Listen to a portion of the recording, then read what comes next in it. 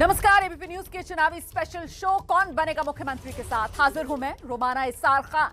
UP के चुनावी मौसम में रोज नए मुद्दे गरमा रहे हैं, लेकिन उत्तर प्रदेश में हर जगह एक ही बड़ा सवाल जिसे लेकर चर्चा गर्म है, और वो सवाल बड़ा सीधा है कि आखिरकार उत्तर प्रदेश में इस बार कौन जीतेगा। इसी मुद्दे पर जनता की नब्ज टटोलने के लिए सी वोटर ने एबीपी न्यूज के लिए जो सर्वे किया है उसके नतीजे आंकड़े आपको दिखाऊंगी, बताऊंगी इस बार यूपी चुनाव कौन जीतेगा। और इसी पर बात करने के लिए हमारे साथ हमारे संवाददाताओं की टीम। लखनऊ से आप देख सकते हैं रणवीर हमारे साथ मौजूद हैं, अयोध्या से ज्ञानेंद्र तिवारी जुड़ गए हैं, और अंबेडकर नगर से मेरी सहयोगी मनोज्ञा लोईवाल भी हमारे साथ लाइव हैं। सबसे पहले आज का सबसे बड़ा सवाल और उस सबसे बड़े सवाल के आंकड़े आपके सामने रखने जा रहे हैं। तो सवाल जो पूछा गया जनता से इस सर्वे में वो बड़ा सीधा सा सवाल है, वही सवाल जो सबकी जुबान में है कि आखिरकार उत्तर प्रदेश चुनाव में इस बार कौन जीतेगा। क्या लगता है यूपी में इस बार कौन जीतेगा? सवाल बड़ा सीधा था और इसके जवाब में देखिए सबसे ज्यादा लोग ये कह रहे हैं कि बीजेपी जीतेगी। 48% लोगों का मानना है कि बीजेपी सत्ता में वापसी कर रही है। और पिछले 10 दिन के ट्रैकर को अगर आप देखेंगे, क्योंकि ये डेली का ओपिनियन पोल है, आप देख रहे हैं पिछले 10 दिन में बीजेपी को जीतने वाला कहने वालों की तादाद में 2% का जंप, 2% की बढ़ोतरी, 46% से बढ़कर यह आंकड़ा 48% पर पहुंच गया है। वहीं समाजवादी पार्टी जीतेगी कहने वाले लगातार पिछले 10 दिन में वहीं 31% पर बरकरार हैं। बीएसपी जीतेगी यूपी चुनाव ये कहने वाले पिछले 10 दिन में इनमें 2% की गिरावट आई है। 9% से इस वक्त 7% पर यह आंकड़ा पहुंच चुका है। आगे देखिए, कांग्रेस जीतेगी ये कहने वाले पिछले 10 दिन में 1% कम हो गए हैं। 7% से घटकर यह आंकड़ा 6% पर आ गया है। साथ ही अन्य और त्रिशंकु की संभावना भी 2 से लेकर 3% लोग तक जताते हुए नजर आ रहे हैं। लेकिन बड़ी तस्वीर जो इस सवाल के जवाब में उभर रही है, क्या लगता है यूपी में कौन जीतेगा? बीजेपी जीतेगी ऐसा कहने वाले सबसे ज्यादा 48%, और उनकी तादाद में पिछले 10 दिन में 2% का इजाफा, 2% की बढ़ोतरी हुई है। सबसे पहले आपको अंबेडकर नगर लेकर चलेंगे मनोज्ञा लोईवाल के पास। मनोज्ञा, परसेप्शन में यूपी चुनाव कौन जीतेगा? बीजेपी बाजी मारती हुई नजर आ रही है। जी रोमाना, आज डॉक्टर अंबेडकर नगर यानी अंबेडकर नगर में हैं हम। डॉक्टर अंबेडकर की ये पहचान के ऊपर बना ये जिला 1995 यानी कि 26 वर्षों पुराना ये जिला है। लेकिन अगर बात करें हम आज की, तो क्या बसपा पिछड़ती नजर आ रही है? और आज के आंकड़ों पे सबसे पहला सवाल बीजेपी से ही पूछूंगी। 48% लोग कह रहे हैं कि आपकी सरकार दोबारा आ रही है, क्या कहें? 48% जनता कह रही सही हमारी और बढ़ गए, और 52% में 3-4 दल हैं। कांग्रेस है, सपा है, बसपा है, तमाम छोटे छोटे दल है। 48% बहुमत के लिए बहुत पर्याप्त है। बसपा का गढ़ रहा है। अरविंद जी, आप बताइए, जिलाध्यक्ष हैं, क्यों आपको पार्टी को छोड़ के लोग चले जा रहे हैं? सांसद रही हैं कुमारी मायावती यहाँ से, लेकिन अब अगर बात करें तो क्या बसपा पिछड़ रही है? नहीं, ऐसा मेरा मानना है कि ऐसा कुछ नहीं है। बहुजन समाज पार्टी कार्यकर्ताओं के बल पे चुनाव लड़ने का काम करती है। यहाँ नेताओं का कोई रोल नहीं होता है। नेताओं का कोई रोल नहीं है। कांग्रेस 6-7% पे टिकी हुई है सत्ता बनाने के लिए। कांग्रेस फीसदी समाज के प्रत्येक वर्ग की बात करती है, और एक वोट, हर समाज का एक वोट कांग्रेस को मिलने जा रहा है। समाजवादी पार्टी की तरफ से भी पूछ लेते हैं, क्या कहेंगे, कितना भरोसा समाजवादी पार्टी की सरकार बनेगी? आंकड़े कुछ और कह रहे हैं आज की तारीख। ये तो जनता फैसला करेगी कि समाजवादी की सरकार फुल बहुमत से बनेगी। और ये तो और पार्टी के जो लोग हैं, ये तो नेता लोग कह रहे हैं कि 48% और 50%। आप गांव-गांव जाइए, सर्वे करिए, उसमें आपको एहसास होगा कि 70% जनता ये कह रही है कि समाजवादी की सरकार 2022 का इसमें 90% भरोसा है हम लोगों को। 100%। कितना भरोसा है? कुछ नहीं, बस सपाइयों को जो- खुद पे ही जो आप भरोसा नहीं बता रही है। हैं, सपा को तो खुद पे ही भरोसा नहीं। सपा ने तो जिला ही खत्म कर दिया था। सपा किस मुंह से बात करती है? कोई इस जिले में है? सपा ने इस जिले को मेरा मानना है लोगों को विकास के लिए वोट देना चाहिए और विकास के मुद्दे पे चुनाव लड़ना चाहिए। केवल ये लोग झोल झाला फैला रहे हैं। अभी तक नौजवानों को रोजगार के लिए कोई बात नहीं कर रहा है। कौन हराएगा, कौन जिताएगा? मैनिफेस्टो देखिए प्रियंका गांधी जी का, महिलाओं को वरीयता दिया उन्होंने आधी आबादी को, मजाक बात नहीं है। उसके बाद किसानों का कर्जा को लेकर बात की, तमाम ऐसे विषयों के लिए बात की। इसी विषय पे आप वोट मांगे। आप लोग वोट मांगे, वोटर से पूछते हैं क्या सोच के इस बार वोट देंगे? कह रहे हैं बीजेपी की सरकार। देखिए, वोट जो है विकास के नाम पे दिया जाएगा, और जो विकास 2017 से जब से योगी जी की सरकार बनी है, लगातार निरंतर जो है प्रदेश के लिए विकास हो रहे हैं और आगे भी होते रहेंगे। सर्वे के आंकड़ों में भाजपा आगे दिखाई दे रही है। सर्वे के आंकड़ों में भाजपा आगे दिखाई दे रही है। भाजपा ने जो कुछ किया है केवल अमीरों के लिए किया है। हमारे युवा परेशान है, युवा बेरोजगार है, किसान आत्महत्या कर रहा है, किसानों का खेत जो है जानवर खा रहे हैं पूरी जी। ये मेन मुद्दा रहेगा विकास का, मुद्दा यही रहेगा जैसे समाज को। Back to Romana, Romana back to studio. बिल्कुल, मैं जरा जल्दी से अब दर्शकों को लखनऊ लेकर चलती हूँ रणवीर के पास। रणवीर, मुख्य मुकाबला जो है वो बीजेपी और समाजवादी पार्टी के बीच, लेकिन समाजवादी पार्टी तो बहुत पिछड़ी हुई नजर आ रही है ना। 17% का फासला है। 48% लोग कह रहे हैं कि बीजेपी सरकार बनाएगी, 31% ही समाजवादी पार्टी की सरकार की उम्मीद कर रहे हैं। रणवीर, मेरे साथ भाजपा और समाजवादी पार्टी के ही नेता हैं। राहुल जी से पहले पूछेंगे। राहुल जी, आप लोग भीड़ इकट्ठी कर रहे हैं, लेकिन जो सर्वे हो रहा है लगातार उसमें आप लोग 17% पीछे हैं। लोग मान रहे हैं कि 48% लोग मान रहे हैं बीजेपी की सरकार आएगी, 31% मान रहे हैं कि समाजवादी पार्टी। देखिए, देखने वाली बात यह है कि समाजवादी पार्टी का ग्राफ हमेशा ऊपर उठता चला जा रहा है और बीजेपी का ग्राफ नीचे जा रहा है। तो ये साफ संकेत है कि उत्तर प्रदेश की जनता बदलाव चाहती है। ये साफ स्पष्ट है। ये किस आधार पर? जनता की भीड़ देखिए। और रही बात ग्राफ की, तो अभी तो चुनाव में समय है, अब धीरे धीरे ग्राफ बढ़ रहा है। आप देखिए, जनता धीरे धीरे अपने रुझान सामने लाना शुरू करेगी। ठीक है चंदन, आप बताइए। भारतीय जनता पार्टी का जनाधार न कम हुआ था न कम होगा।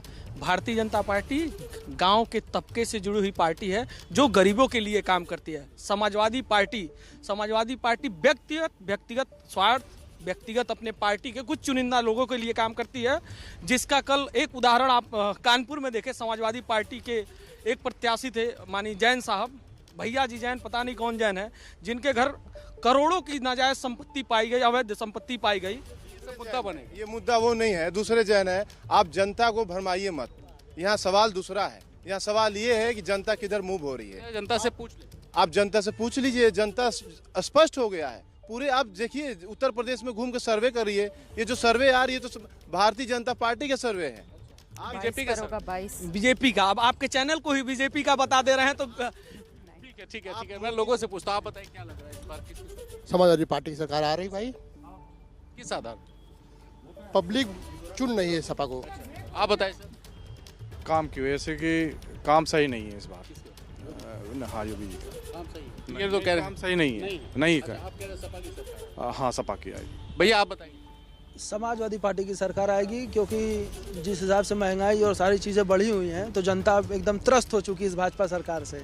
भारतीय जनता पार्टी गरीबों की पार्टी है, किसी जाति धर्म के राजनीति नहीं करता है और ये जनता बताएगा कि कौन कितना भारी है। और ये गांव में आप देख रहे हैं आमने-सामने की टक्कर इस वक्त समाजवादी पार्टी और बीजेपी के बीच जरूर इस आंकड़े के जरिए देखी जा सकती है, लेकिन समाजवादी पार्टी बीजेपी से बहुत पीछे है। अयोध्या आपको लेकर चलते हैं। ज्ञानेंद्र हमारे साथ मौजूद है और ज्ञानेंद्र, सर्वे का आंकड़ा ये कह रहा है कि उत्तर प्रदेश में बीजेपी लौटेगी। रोमाना, उत्तर प्रदेश में बीजेपी लौटेगी, सर्वे का आंकड़ा भी ये कह रहा है। और पिछले 4 दिनों से मैं अयोध्या में हूँ। अयोध्या के लोग भी ये कह रहे हैं कि बीजेपी की ही सरकार बनेगी। आज ही योगी आदित्यनाथ यहाँ आए थे, साधु संत के साथ उनकी मुलाकात हुई, एक बड़ी सभा उन्होंने की। बीजेपी का प्रतिनिधित्व कर रहे हैं मेरे साथ साधु संत हैं, तमाम लोग खड़े हैं। इसके अलावा सपा के नेता हैं, कांग्रेस के नेता हैं, बसपा के नेता हैं, सभी लोग हैं। अच्छी खबर है आप लोगों के लिए, बीजेपी की वापसी दिख रही है उत्तर प्रदेश में। पूर्ण रूपेण मैं आपके चैनल के माध्यम से पुनः बधाई देना चाहूँगा कि भारतीय जनता पार्टी, योगी की सरकार पुनः उत्तर प्रदेश में वापस आ रही और विकास के मुद्दे पर आ रही है। जिस तरह से उत्तर प्रदेश का विकास भारतीय जनता पार्टी ने किया है, भूतो न भविष्यते, कभी ऐसा विकास नहीं हुआ है। कई सरकारें आई और गईं, लेकिन कभी भी अयोध्या उपेक्षित रहा, केवल सफाई का केवल मुद्दा रहा और किसी का नहीं रहा। सफाई का मुद्दा रहा। सपा के प्रवक्ता हैं, केवल सफाई ही ध्यान दिया आप लोगों ने, विकास का ध्यान ही नहीं दिया, ये कह रहे हैं। इनका कहना गलत है। अयोध्या में हमने जितनी ईंटें लगाई थी अपनी सरकार में, वो जो घाट जगमगा रहे हैं बने हुए हैं वही हैं। वो सुलभ शौचालय एसी हमारा ही है। ये केवल घोषणा करते रहे 5 साल। ये घोषणा मंत्री हैं। इन्होंने कहा था भगवान राम की 100 फुट की प्रतिमा लगेगी। तो भगवान राम का मंदिर बन तो रहा। मंदिर तो सुप्रीम कोर्ट के आदेश से बना। अलग भगवान राम की 100 फुट की प्रतिमा कहा था लगवाने को, और कहा था सीता झील बनेगी। ये घोषणाएं ही करते रहे। अच्छा ठीक है, चलिए आपका दावा अलग है। कांग्रेस तो कहीं नहीं है, लड़की हूँ लड़ सकती हूँ चल नहीं रहा है। जब आप ये कहते हैं कांग्रेस कहीं नहीं है, तो मैं इस बात को पूरी जिम्मेदारी के साथ कह रहा हूं कि 3 वर्ष के कार्यकाल में आप उठाकर देख लीजिए, अगर सड़कों पर कोई लड़ते हुए मिला तो सिर्फ प्रियंका गांधी कांग्रेस पार्टी मिली है। लखीमपुर में घटना होती कौन खड़ा होता है, मिर्जापुर में घटना होती कौन खड़ा होता है, सोनभद्र में घटना होती कौन खड़ा होता है, आगरा में, कासगंज में, कानपुर में घटना होती कौन खड़ा होता है। कहना है कांग्रेस ही खड़ी होती है हर जगह। बसपा के हैं आप, तो विधायक के प्रत्याशी भी हैं, आप अपने आप को मान रहे हैं, कहाँ है बसपा? आप भी पीछे खड़े हैं। बहुजन समाज पार्टी पूर्ण रूप से अपना काम कर रही है। हम लोग कैडर बेस पार्टी हैं और हमारी पार्टी हमेशा जमीन स्तर पर काम करती है। हम लोग दंगा फसाद करने जमीन के इतने अंदर तो नहीं चली गई, दिख ही नहीं रही है कहीं। आप लोगों को नहीं दिखेगा, क्योंकि बहुजन समाज पार्टी को मीडिया भी अवॉइड करती है। हम लोग हमने आपको बुलाया, आपकी बात कर रहे हैं, कैसी बात कर रहे हैं? नरगल आरोप लगा रहे हैं। क्या ये सब कह रहे हैं जो दावा कर रहे हैं? अयोध्या में हुआ क्या है? आपसे अयोध्या कितना बदला है? बीजेपी तो अभी दिख रही है कि बीजेपी वापसी कर रही है। देखिए, हम साधु संत महात्मा, हम लोगों का विचारधारा बड़ी अच्छी है। हमारा एक ही उद्देश्य है कि पाक साफ हो, साफ पाक हो। पाक साफ बोल रहे हैं, ये कुछ है? अयोध्या में आप खड़े हैं, अयोध्या नगरी का कुछ सुना दीजिए ताकि लोगों को ये भी लगे कि अयोध्या में खड़े। अयोध्या जी में तो घर घर ठाकुर जी हैं। आली री मोहे लागे अवध पूरनी को, घर घर तुले। तो कुल मिलाकर ये माहौल है अयोध्या का रोमाना। यहाँ सभी लोग अपने अपने दावे को मजबूत बता रहे हैं। सब सरकार में फिलहाल तो पूरी तरीके से सियासी माहौल में रंगी हुई अयोध्या नगरी भी नजर आ रही है। आपने जिन लोगों से बात की उससे यही तस्वीर उभर कर सामने आ रही है। और बड़ी बात जो सी वोटर के सर्वे में सामने निकल कर आई है, 48% लोगों का मानना है कि उत्तर प्रदेश में बीजेपी की सरकार बनने जा रही है। अब अगला सवाल मैं आपके सामने रखने जा रही हूं कि आखिरकार उत्तर प्रदेश के इन चुनाव में मुद्दा कौन सा प्रभावी होने जा रहा है। अब एक एक करके देख लीजिए ये मुद्दे जो सामने निकल कर आए। ध्रुवीकरण का मुद्दा, ये 17% जिस तरीके से तस्वीर उभरी थी 18 दिसंबर को, आज 23 दिसंबर को भी 17% लोग ही मान रहे हैं कि ध्रुवीकरण का मुद्दा अहम रहने वाला है। किसान आंदोलन सबसे बड़ा मुद्दा जरूर है, लेकिन इसमें गिरावट लगातार बनी हुई है। फिलहाल 24% लोग जो किसान आंदोलन को अहम मुद्दा मान रहे हैं। कानून व्यवस्था का मुद्दा महत्वपूर्ण होता जा रहा है। पिछले 10 दिन में 16% पर पहुंच चुका है 14% से। और साथ ही आप देख सकते हैं सरकार का काम 10% लोग मान रहे हैं बड़ा मुद्दा रहेगा। प्रधानमंत्री मोदी की छवि, वो जो डबल इंजन की बात की जाती है, वो लगातार बरकरार है। 7% लोग मान रहे हैं कि वो बड़ा मुद्दा रहेगा। तो किसान आंदोलन का मुद्दा सबसे बड़ा, और साथ ही कानून व्यवस्था का मुद्दा जिसमें लगातार एक बढ़ोतरी देखने के लिए मिल रही है। ज्ञानेंद्र तिवारी का फिर से रुख करते हैं, आपको सीधा अयोध्या नगरी लेकर चलते हैं। ज्ञानेंद्र, कानून व्यवस्था का मुद्दा जिस तरीके से बढ़ता हुआ नजर आ रहा है, तो ये तो दोधारी तलवार माना जाएगा, क्योंकि इसी मुद्दे को लेकर सरकार अपनी पीठ थपथपाती है और विपक्षी जो हैं वो सरकार की घेराबंदी करते हैं। ज्ञानेंद्र जी, मैं बिल्कुल रोमाना आपके सवाल को सीधे बीजेपी का प्रतिनिधित्व करने वाले साधु संतों से पूछता हूं। कानून व्यवस्था का मामला, आप लोग तो यही कहते हैं कि सब कुछ बढ़िया चल रहा है, बीजेपी कह रही है कि अपराध गढ़ बनता जा रहा है उत्तर प्रदेश। किसी भी रूप से जो अपराधी होते हैं उनको तत्काल भारतीय जनता पार्टी का नेतृत्व करने और भारतीय जनता पार्टी की सरकार तुरंत उन पे कार्रवाई करने का काम करती है। जो भी रहा हो, चाहे पक्ष का हो, विपक्ष का हो, जो भी आया उसके साथ उसने कार्रवाई करने का काम किया। और अभी आपने देखा होगा जहां भी जो भी घटना महाराज जी, आप अपने गृह मंत्रालय की रिपोर्ट देख लीजिए, अपराध में नंबर 1 हो गए हैं। जब सपा की सरकार थी तब इनके प्रदेश, इनके राज्यों और केंद्र में मंत्री, गृह मंत्री बैठा हुआ है। उससे बड़ा अपराधी कौन है मुझे बता दीजिए। एसआईटी की रिपोर्ट ये कह रही है। और सुन लीजिए, इनके यहाँ पर यह व्यवस्था है, अगर अपराधी विशेष बिरादरी का है तो उसको पकड़कर बंद कर देंगे और उसकी गाड़ी पलटवा देंगे। गाड़ी पलटवा रहे हैं। माहौल बहुत गर्म हो रहा है। इससे पहले कि माहौल गर्म हो, भजन संध्या में चलते हैं। अयोध्या है, जो आप कह रहे थे उसको पूरा कीजिए। जी जी, अयोध्या स्वयं भगवान राम को अतिशय प्रिय है और यहाँ घर घर मंदिर है। घर घर तुलसी ठाकुर सेवा, दर्शन राघव जी को, माई मोहे लागे अवध पूरनी को, आली री मोहे लागे अवध पूरनी को। अवधपुर निको लागे। लेकिन ये कह रहा हूं मैं कि बसपा से मैं इसलिए बात कर रहा हूं बार बार कि इन्होंने आरोप लगाया कि आप दिखाते नहीं है। बुलाया तो मैंने ही है आपको, कहीं है नहीं। बहुजन समाज पार्टी का आपने अभी 6 तारीख को कार्यक्रम देखा होगा, पिछले 9 अक्टूबर का कार्यक्रम लखनऊ में आपने देखा होगा। बहुजन समाज पार्टी को जिस तरह से आप लोग दिखाते हैं, ऐसा कुछ नहीं है। बहुजन समाज पार्टी का वोट प्रतिशत 22% रहा है 2000। कह रहे हैं ये कि सब कुछ ठीक है, बसपा वापसी कर रही है। नहीं, एक दिखाइए नहीं पड़ रही है कहीं पे। इस वक्त इस वक्त केवल सपा दिखाई पड़ रही है। कानपुर में देखिए 200 केवल सपा। इन्होंने भगवान अयोध्या में इनके अधिकारियों ट्विटर और फेसबुक सोशल मीडिया की बात करने लगे यहाँ पर, लेकिन सच्चाई यही है कि जो सर्वे है वो बीजेपी को आगे बता रहा है। और ऐसे आप संभालिए जरा, आपके साथ जो लोग मौजूद है वहां पर, मैं तब तक जरा दर्शकों को मनोज्ञा के पास लेकर चलती हूँ, अंबेडकर नगर मनोज्ञा। लेकिन अभी भी महत्वपूर्ण बात यह है कि उत्तर प्रदेश के चुनावों में सबसे बड़ा मुद्दा किसान आंदोलन बना हुआ है, और ये मुद्दा भी दो धारी तलवार जैसा। भले ही तीनों कृषि कानून वापस हो गए हों, लेकिन टेनी को लेकर अभी भी विवाद बना हुआ है। मनोज्ञा। बिल्कुल, और मैं इस समय जिस जमीन पर हूँ ये समाजवाद के प्रणेता डॉक्टर राम मनोहर लोहिया की जमीन है। पूछते हैं समाजवादी पार्टी के समर्थकों से ही कि इस बार का मुद्दा सबसे बड़ा क्या होगा। बेरोजगारी, महंगाई सबसे बड़ा मुद्दा होगा। किसान आंदोलन कितना बड़ा? महंगाई, बेरोजगारी, सरकारी नौकरी युवाओं के साथ ठगा जा रहा है ये सरकार। इसी आंदोलन कितना बड़ा? अंबेडकर नगर में किसान का जो आज यहाँ धान खरीद हो रही है 10 किलो तक सरकार खरीद रही है। मैं कांग्रेस का जिला अध्यक्ष, मेरा 10 किलो कटौती हुआ है। अगर न विश्वास हो, जो मोदी साहब कहते हैं गंगा मैया की कसम, उसी गंगा को कितना बड़ा मुद्दा होगा इस बार के लिए किसान आंदोलन?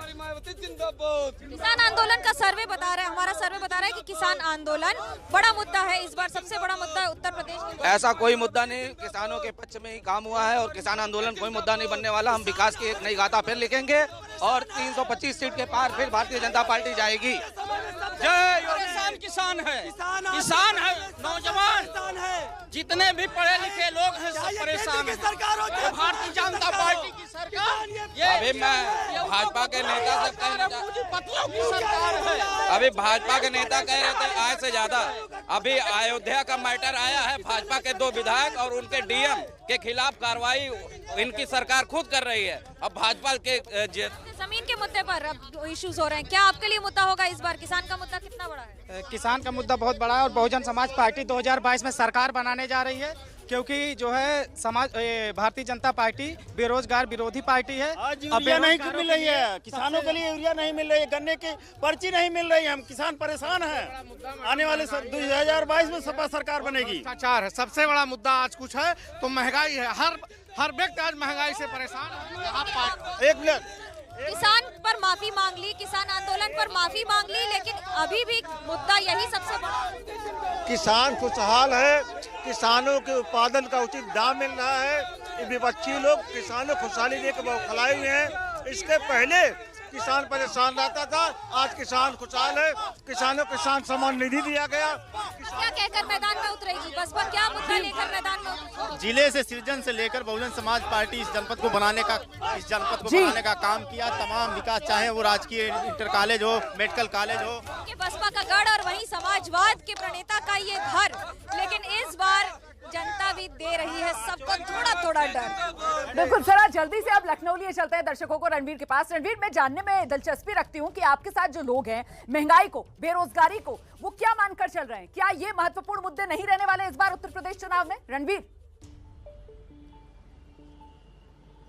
पहले सपा से पूछते हैं इस बार चुनाव का मुद्दा क्या रहेगा? ध्रुवीकरण, महंगाई, सरकार का काम, कानून व्यवस्था, क्या? देखिए, समाजवादी पार्टी के लिए हमेशा सरकार बनाने मुद्दा यही रहा है, विकास रहा है और गरीब तबके के लोग, किसान लोग, सबका विकास हो, यही हमारा मुद्दा रहा है। और माननीय श्री अखिलेश यादव जी ने अपने शासनकाल में इन सभी वर्गों पे काम किया है। आप बताइए सर, इस पर क्या मुद्दा?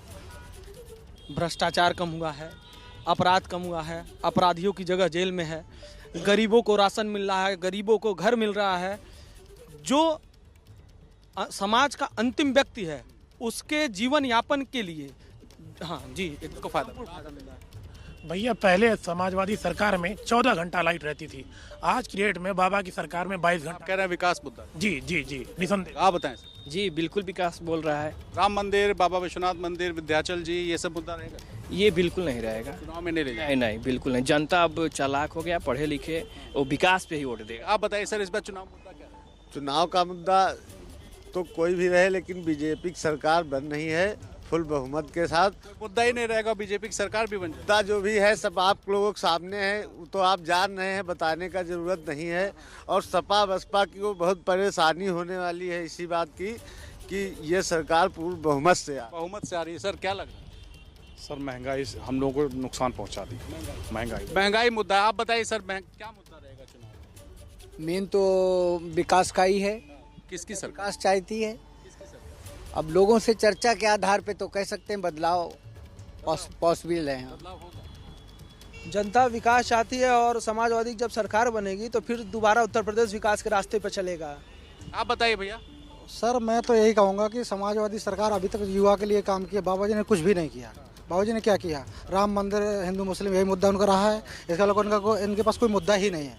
ठीक है, तो देखिए सबकी अपनी प्रतिक्रियाएं हैं। कोई विकास चाहता है, कोई कानून व्यवस्था, और इसी तरह से लोगों के रिएक्शंस और महत्वपूर्ण ये हो जाता है, बिल्कुल रणवीर, देखिए महत्वपूर्ण ये हो जाता है कि वोटर जो है ना वो पूरी तरीके से बटा हुआ नजर आ रहा है। ऐसा लग रहा है जैसे वोटर ने मन बना लिया है। इसीलिए ये जमीन की आवाजें देखना बहुत जरूरी हो जाता है दर्शक के लिए। तो कौन बनेगा मुख्यमंत्री में इस वक्त ओपिनियन पोल के आंकड़े मैं आपको दिखा रही हूं। पंजाब के सर्वे का रुख करूं उससे पहले बड़ी खबर यूपी चुनाव को लेकर आ रही है। मुख्य चुनाव आयुक्त है सुशील चंद्रा 28 दिसंबर से लेकर 30 दिसंबर तक यूपी का दौरा करने वाले हैं और उसके बाद 30 दिसंबर की तारीख तय है जब वो प्रेस कॉन्फ्रेंस करेंगे। चुनाव के हालात को लेकर माना यह जा रहा है कि समीक्षा जिसका जायजा चुनाव आयोग की तरफ से इन 2 दिन में लिया जाएगा। 28 से 30 दिसंबर तक यूपी में रहेंगे मुख्य चुनाव आयुक्त और फिर 30 दिसंबर को होगी चुनाव आयोग की प्रेस कॉन्फ्रेंस। और आइए अब रुक कर लेते हैं ओपिनियन पोल के आंकड़ों का। यूपी में किसके जीतने के आसार आपने देख लिया। सी वोटर का सबसे ताजा आंकड़ा जो बता रहा है कि यूपी में बन सकती है बीजेपी की सरकार। अब रुक करते हैं दूसरी चुनावी राज्य पंजाब का। पंजाब चुनाव पर सी वोटर ने जो सर्वे किया है उसके नतीजे अब आपको बताने का वक्त है और साथ ही इस पर चर्चा करने के लिए मेरे साथ मेरे सहयोगी सचिन कुमार मोहाली से मौजूद हैं। आप देख सकते हैं सचिन हमारे साथ जुड़ गए हैं। सचिन का रुख करूं उससे पहले सी वोटर का सर्वे, सी वोटर के सर्वे का वो पहला सवाल अब आपको दिखाने जा रहे हैं। और क्या है वो पहला सवाल, ये लीजिए पहला सवाल आपके सामने। सीएम चन्नी का कामकाज कैसा रहा? अभी हाल ही में सीएम चन्नी ने कामकाज संभाला जब उनके सिर पर ताज सजा और इस बीच एक हफ्ते में 17 दिसंबर के मुकाबले आज 23 दिसंबर है, एक हफ्ते में जो सीएम चन्नी के कामकाज को अच्छा कह रहे थे उनकी तादाद 44% से घटकर 41% रह गई है। मतलब 3% की गिरावट है उन लोगों की संख्या में जो सीएम चन्नी के कामकाज को अच्छा आंक रहे थे। वहीं खराब कहने वालों की तादाद में सीधे वही 3% की बढ़ोतरी आप देख रहे हैं और 32% पर औसत कहने वाले बरकरार हैं। सचिन का रुख करते हैं, मोहाली से इस वक्त हमारे साथ मौजूद हैं। सचिन, जो खराब कह रहे हैं उनकी तादाद बढ़ रही है, जो अच्छा कह रहे हैं चन्नी के कामकाज को उनकी तादाद घट रही है। क्या ये कांग्रेस के लिए खतरे की घंटी है? जी निश्चित तौर से एक हफ्ते के अंदर ही ये जो ग्राफ है 3% जो है ये नीचे आया है, तो निश्चित तौर से कांग्रेस के लिए खतरे की घंटी है। हम जो मोहाली में जो लोग हैं उनसे जरूर बात करेंगे हम कि सीएम चन्नी का जो कामकाज का तरीका है। हमारा सर्वे बता रहा है कि पिछले हफ्ते जहां 44% जो है लोग जो हैं बता रहे थे अच्छा कामकाज, वो एक हफ्ते में ही कम होकर 41% हो गया। आपको क्या लगता है? मुझे लगता है कि वो और ग्राफ नीचे जाएगा क्योंकि उतना बढ़िया काम नहीं हो रहा जितना होना चाहिए था। ठीक है, दूसरी बात है कि जब दूसरी पार्टी उससे भी ज़्यादा बढ़िया काम करने के वादे कर रही है और वो करने की इच्छा भी रखती है, तो मुझे नहीं लगता कि चन्नी साहब दोबारा रिपीट कर पाएंगे। जी जी जी, तो ये बहुत बड़ी बात जो है इन्होंने कही है कि ये जो ग्राफ जो है डाउन आया है, ये कह रहे हैं कि और डाउन है। हमारे साथ शिरोमणि अकाली दल के जो रिप्रेजेंटेटिव हैं उनसे बात करेंगे। सीएम चन्नी का जो कामकाज का जो लोगों ने जो सर्वे में बताया 44% से 41% रह गया है, एक हफ्ते के अंदर 3% की गिरावट आई। आप कैसे देख रहे हैं इसको? अभी देखिए जैसे जैसे चुनाव नजदीक आएगा ना, कोड ऑफ कंडक्ट लगेगा, उसके बाद देखना इनका ग्राफ बिल्कुल डेड हो जाएगा क्योंकि इन्होंने इतने झूठे वादे किए। इन्होंने कहा था कि हर घर में हम नौकरी देंगे, इन्होंने कहा था हम पंजाब के अवाम को, पंजाब के नौजवान को लैपटॉप देंगे, मोबाइल देंगे और बेरोजगारी भत्ता देंगे, पर इन्होंने किया कुछ नहीं। और आज लोग बहुत समझदार हैं और पंजाब का अवाम बहुत समझदार है। देखना आप, ये जो है कांग्रेस पूरी तरह पिटेगी और श्रोमणी अकाली दल सरकार बनाएगा। जी, औरतों से जरूर बात करेंगे हम इस सारे इशू को लेकर। सीएम चन्नी की जो परफॉर्मेंस है उसको लेकर ग्राफ जो है 3% डाउन आया एक हफ्ते के अंदर। सर जैसे कि हम देख ही रहे हैं न्यूज़ में, जो चन्नी साहब हैं उन्होंने बड़े बड़े वादे किए। जैसे ही बने सीएम साहब तो उन्होंने काफ़ी वादे किए कि हम ये करेंगे, लोगों को घर दिलवाएंगे, लोगों को अलग अलग पॉलिसी स्टार्ट की गई, बिजली का बिल कम किया गया लोगों का कुछ यूनिट में। लेकिन क्या हुआ है कि उनका बहुत ज़्यादा इम्पैक्ट नहीं पड़ा है। एक ऐसे सेगमेंट के लिए ये सब कम किया गया जो बहुत जो छोटे मिड से भी नीचे वर्कर हैं उन लोगों के लिए काम किया गया। लेकिन इसका जो मेन इम्पैक्ट पड़ा है वो मीडियोकर फैमिलीज पे भी पड़ा है, जिनके लिए कुछ भी सरकार ने अब तक नहीं किया है। तो इसलिए मुझे लगता है कि चन्नी जी ने वादे तो बहुत बड़े बड़े किए हैं, बट मेरे को लगता है कि चन्नी जी सरकार नहीं बना पाएंगे इस टाइम में।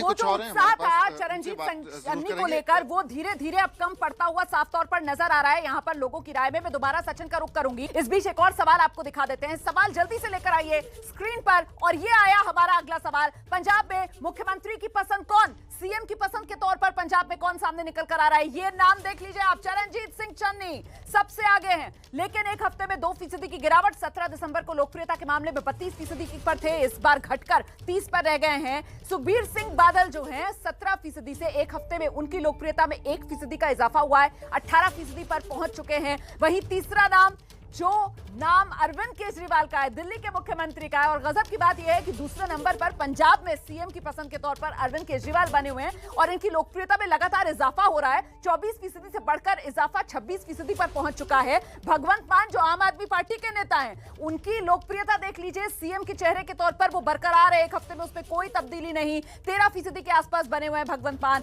नवजोत सिंह सिद्धू सीएम फेस के तौर पर 1% की और गिरावट, 5% से 4% पर आए हैं। पसंद के तौर पर कैप्टन अमरिंदर सिंह बने हुए हैं 2% के आसपास ही। कुल मिलाकर सबसे आगे यकीनन चरणजीत सिंह चन्नी हैं। लेकिन बड़ी बात सचिन जो उभर कर सामने आ रही है वो ये कि चन्नी की चमक फीकी पड़ रही है। वजह क्या है? जी जो ट्रेंड था, जो हमने पिछले सवाल में था, वही ट्रेंड जो है साफ जो है झलक रहा है। हमारे साथ आम आदमी पार्टी के जो लीडर्स हैं, आम लोग जुड़े हैं, उनसे जरूर बात करेंगे। पहले कि एक तो जो सीएम चरणजीत सिंह चन्नी हैं, पिछले हफ्ते जो सर्वे था हमारा, 32% लोग जो थे वो कह रहे थे कि सीएम चरणजीत सिंह चन्नी जो है उनकी प्रेफर्ड चॉइस है। आज वो घट के 30% रह गए हैं। और अरविंद केजरीवाल जो है वो 24% से बढ़ के 26% हो गए हैं। अरविंद केजरीवाल का ग्राफ जो है वो ऊपर जा रहा है, लोग उनको पसंद कर रहे हैं बतौर चीफ मिनिस्टर। और सीएम चरणजीत सिंह चन्नी जो है उनका डाउन आ रहा है। नहीं, गल इदां जी, ਜਿਹੜੇ ਆਪਾਂ केजरीवाल ਦੀ ਜੇ ਗੱਲ ਕਰੀਏ, ਜਦੋਂ ਪਹਿਲਾਂ 2017 ਦੇ ਵਿੱਚ ਇਲੈਕਸ਼ਨ ਸੀਗੇ, ਉਸ ਟਾਈਮ ਕੇਜਰੀਵਾਲ ਦਾ ਗ੍ਰਾਫ ਬਹੁਤ ਉੱਚਾ ਸੀਗਾ ਲੋਕਾਂ ਦੇ ਵਿੱਚ। ਲਾਸਟ ਡੇਜ਼ ਦੇ ਵਿੱਚ ਕਿੰਨਾ ਚੇਂਜ ਹੋਇਆ, ਇੱਕਦਮ ਪਲਟੀ ਵੱਜ ਗਈ। ਠੀਕ ਹੈ, ਤੇ ਹੁਣ ਤੁਸੀਂ ਜੇ ਇਹਨਾਂ ਦੀ ਗੱਲ ਕਰੋ, ਇਹ ਕੋਈ ਖਾਸ ਗੱਲਾਂ ਨਹੀਂ ਹੈਗੀਆਂ।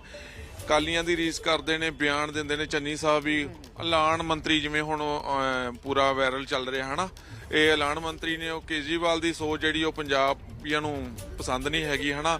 ਫਿਰ ਵੀ ਇੱਥੇ ਸਰਦਾਰ ਬੰਦਾ ਚਾਹੀਦਾ। ਉਹਨਾਂ ਨੇ ਹਜੇ ਤੱਕ ਸੀਐਮ ਹੀ ਉਹ ਫਾਈਨਲ ਨਹੀਂ ਕੀਤਾ ਕਿਹਨੂੰ ਦਵਾਂਗੇ। ਠੀਕ ਹੈ ਨਾ, ਕਹਿ ਦਿੰਦੇ ਨੇ। ਰਹੀ ਗੱਲ ਕਾਲੀਆਂ ਦੀ, ਆਪਾਂ ਗੱਲ ਕਰੀਏ, ਤੀਜੀ ਪਾਰਟੀ ਇਹ ਆ ਜਾਂਦੀ ਹੈ। ਚਲੋ ਮਾੜੇ ਨੇ ਚੰਗੇ ਨੇ ਕਿਵੇਂ ਨੇ, ਪਰ ਇਹਨਾਂ ਨੇ ਪੰਜਾਬ ਦੇ ਕੰਮ ਤਾਂ ਕੀਤੇ ਨੇ ਨਾ। ਜਿਸ ਟਾਈਮ ਇਹਨਾਂ ਦੀ ਸਰਕਾਰ ਰਹੀ ਹੈ, ਲੋਕ ਤੰਗ ਨਹੀਂ ਸਨ ਹੈਗੇ, ਉਹਨਾਂ ਦਾ ਕੰਮ ਚੱਲਦੇ ਸਨ ਸਾਰਿਆਂ ਦੇ। ਭਾਵੇਂ ਪ੍ਰਾਪਰਟੀ ਦੀ ਗੱਲ ਕਰੀਏ, ਭਾਵੇਂ ਬਿਜ਼ਨਸ ਦੀ ਗੱਲ ਕਰੀਏ, ਭਾਵੇਂ किसानों की गल कर लीए है ना। तो बस आ गल्लां ने। कुछ और आम लोगों से जरूर बात करेंगे हम इस सवाल को लेकर जो सीएम जो चेहरे के तौर पर हैं। मैम, जो मौजूदा सीएम है उनका जो ग्राफ है वो 2% नीचे आया है। चरणजीत सिंह चन्नी का 32% से 30% रह गया। और जो अरविंद केजरीवाल हैं वो प्रेफर्ड चॉइस ज्यादा बन रहे हैं, वो 24% से 26% हो गए हैं। आप कैसे देख रहे हैं इसको? सर देखो, केजरीवाल जी जो कहने हैं वो करते हैं, और अपने चन्नी जी हैं वो ऐलान तो करी जाने हैं, पर अज तक काम कोई उन्होंने एक भी करके दिखाया होवे, कोई बंदे नूं नौकरी दित्ती होवे तो दिखाओ किते। सब तो बेरोजगारी का मुद्दा है, वो अज तक उन्होंने पूरा करिया तो दिखाओ किते। किसी बंदे नूं नौकरी दित्ती जिद्दन दे आए हैं, कोई काम करिया हैगा तो दिखाओ। बिजली का कहने हैं, लोगों के घर एडे एडे बिल आए पे हैं, वो कितों माफ हुए हैं? किसी के घर बिल नहीं माफ होया हैगा। तो सचिन सवाल पूछिए, क्या कांग्रेस का ट्रम्प कार्ड खुद साबित होता हुआ नजर आ रहा है? क्या कांग्रेस का ट्रम्प कार्ड चन्नी के रूप में नहीं चल रहा पंजाब में? सचिन, जनता का मन टटोलिए। अपनी जो गारंटी उन्होंने हैगी है वो पूरी होएगी। बिल्कुल। आपको क्या लगता है, क्योंकि कांग्रेस ने दलित चेहरा जो है उनको चीफ मिनिस्टर बनाया था पंजाब में, अब जो कांग्रेस का ट्रम्प कार्ड है वो फेल होता, फ्लॉप होता नजर आ रहा है, जैसे ग्राफ जो है डाउन आया सीएम। सर देखो, चाहे दलित चेहरा हो चाहे जर्नल चेहरा हो, मेन लोग कामों से वोट डालते हैं। जब वो कोई काम ही नहीं कर रहे, चाहे दलित हो चाहे जर्नल हो, आजकल सब पढ़े लिखे लोग हैं, वो काम को वोट डालते हैं। कई अपना जात पात के आधार पे वोट नहीं डालते, इसलिए उनका ग्राफ नीचे आया। हाँ जी। तो जो लोग हैं वो साफ तौर से कह रहे हैं कि सीएम शिप को लेकर जैसे बिल्कुल जो आंकड़ा जिस तरीके का सामने निकल कर आ रहा है उसी तरीके की आवाजें ग्राउंड से भी सचिन ने हमें सुनाई है। मैं लौटूंगी आपके पास सचिन। तो कुल मिलाकर आगे एबीपी न्यूज पर इसी सर्वे में अगला महत्वपूर्ण सवाल ये कि क्या घर